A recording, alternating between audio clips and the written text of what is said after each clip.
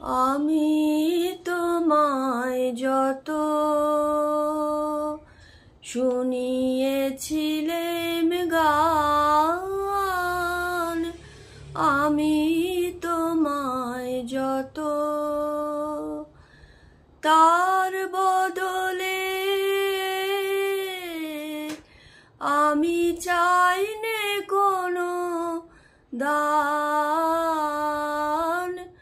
আমি তোমায় যত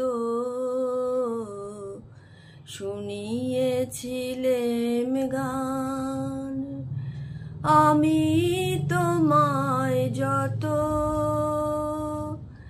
শুনিয়েছিলেম গান, আমি তোমায় যত। নমস্কার, চলে এসেছি আমি আবার একটা নতুন ভিডিওতে। রবীন্দ্রসঙ্গীতের একটা লাইন দিয়ে শুরু করলাম আজকের ভিডিওটা। আজ শোনাবো একটা ছোট্ট গল্প, ভয়, প্রীতিকণা বিশ্বাস।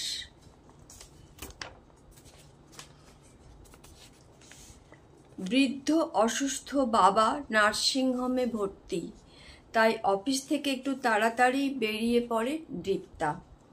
ওর সমগ্র চেতনা জুড়ে বাবা। পাশের বেডটিতে স্ট্রোকে আক্রান্ত বৃদ্ধা। দুদিন কোনো সাড়া পায়নি দীপ্তা, শুধু প্রাণটা আছে বোঝা যায়।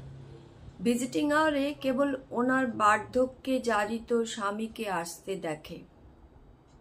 আজও দেখল কাঁপা কাঁপা হাতে টুলটি টেনে বসতে। নিজের দুহাতের মধ্যে স্ত্রীর হাতটি নিয়ে সমস্ত ভালোবাসার সঞ্চার ঘটিয়ে যেন তার জ্ঞান ফেরাতে চাইছেন। মাথায় কপালে বুলিয়ে দিচ্ছেন স্নেহের পরশ। যদি একবার চোখ মেলে তাকায়, না বলা কথার একটু আভাস পাওয়া যায়। অক্সিজেন মাস্ক, অজস্র নলে সজ্জিত প্রায় বাতিল মানুষটির প্রতি বৃদ্ধের আকুলতা কেমন বিহ্বল করে দীপ্তাকে। বাবার গায়ে মাথায় হাত বুলিয়ে আদর করে দীপ্তা। সেই সঙ্গে বলে, মন খারাপ করো না, খুব তাড়াতাড়ি তোমায় বাড়ি নিয়ে যাব।